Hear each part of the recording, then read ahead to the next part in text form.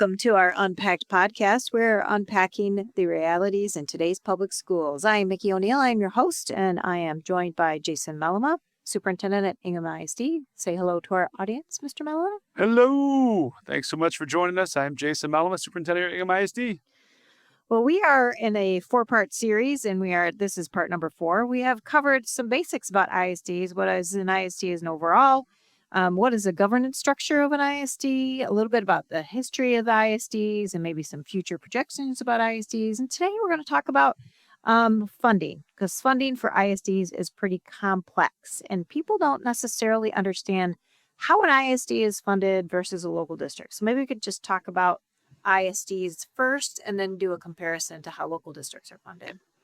Sure. So here in the state of Michigan, ISDs are funded through millages that are paid throughout the ISD. So all the districts, all the taxpayers, the homeowners, the landowners pay towards a millage that has been voted on within the ISD that contributes to certain areas. In our ISD, we have millages in 3 specific areas: general education, special education, and career and technical education. So we have 3 different millages that would show up if you were looking at your tax rolls that come, those summer, winter tax levies. You would actually see those listed on there as ways in which we are funded. So we receive very few dollars in per pupil, and the bulk of the dollars that we receive then are from those millages. We also receive funds from grants that we get from the state and grants that come in at the federal level. So special education is a great example. We have IDEA funds that come in that flow from the federal level to the state, to ISDs. That support things. We also have some state grants that support in special education. And then Perkins funds, another example, the federal level, dollars that flow from the feds that come into the state, and then to ISDs that are able to support career and technical education. So you talked a little bit about the grant piece. I think that can be pretty complex when you think about reporting. Can you talk a little bit about the complexity around reporting to share how we've spent the funds for grants and what that looks like, and maybe the time that it takes around doing that? Sure. So we have grants that support learners in a variety of areas. And I'll start actually 31N. These are line items inside the budget is where they're usually looked at. So 31N is our mental health grant that we have. We provide supports to our local districts for mental health counselors. They could be social workers. They could be counselors that are out there literally doing triage-based services in areas where there might not be as many mental health supports for students, kind of deserts, or areas that are just overloaded. There are more student needs than what there are providers available. And so we try to be that middle spot, that intermediary, to make sure that students are getting those supports, just trying to think about how important that is, mental health for our overall students. With that, we collect information, and then I use that in advocacy with our legislators to talk about how many students are served. We've been able to serve over 1,800 students over the last 3 years in direct referrals for mental health, which is amazing when we think about how much of an impact that makes for our local school districts, as well as the students and their families. That's fantastic. Well, that's a great example that people can probably really resonates, I'm sure, with our audience and helps them better understand that piece. Well, talk a little bit about the restriction on the funds that ISDs have, if you could, so that our listeners could understand that piece. Sure. So when grant dollars come in, they are directly apportioned to go to a specific area. For example, we get grant dollars to support free pre-K for all, the GSRP program.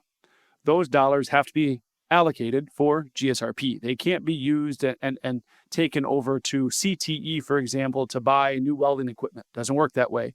They go into the classrooms that actually support those students. Likewise, we get Perkins funds for our career and tech ed programs. Those funds can't be used, for example, to buy or put in a barrier-free playground at Hartwood or Beekman, some of our schools that support students with special needs.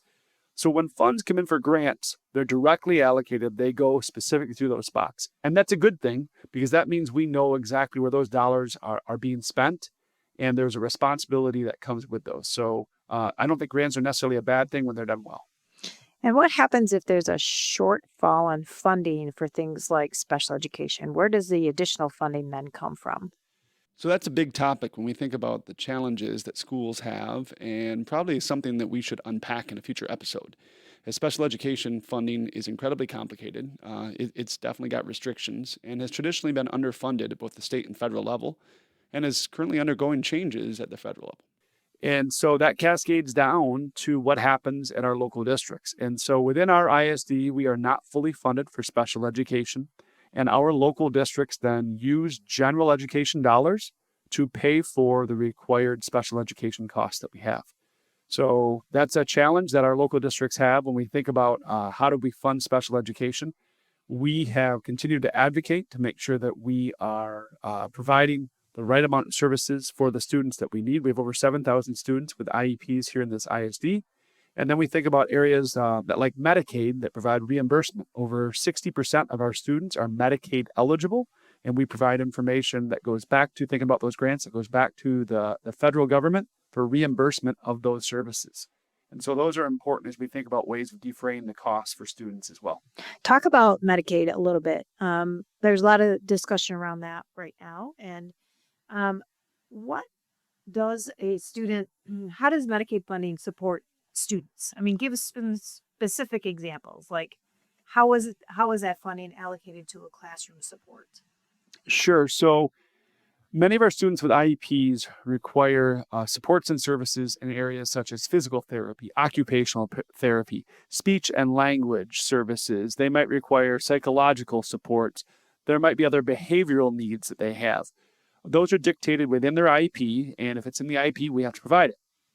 Medicaid, as I mentioned, over 7,000 students with IEPs here within our ISDs, over 60% that are Medicaid eligible. Medicaid gives us reimbursement for the services that we provide for those students. So those funds come back to us and they reimburse for our direct staff. We can also use those funds for some of the extra devices that students might need. For example, whether it be standing equipment to help a student stand correctly, different types of wheelchairs. We can use that, some of the equipment that directly supports students in special education programs. So those reimbursement dollars become very important funding source for us. That's great information. So tell the listeners a little bit about the difference between an ISD and a local district. They get a student foundation allowance. What does that mean? And are there restrictions on those funds compared to the ISD? Sure. At a local district, so when I was superintendent at a local district, it's a little bit easier in a budgeting standpoint that pretty much all of your dollars flow into one bucket.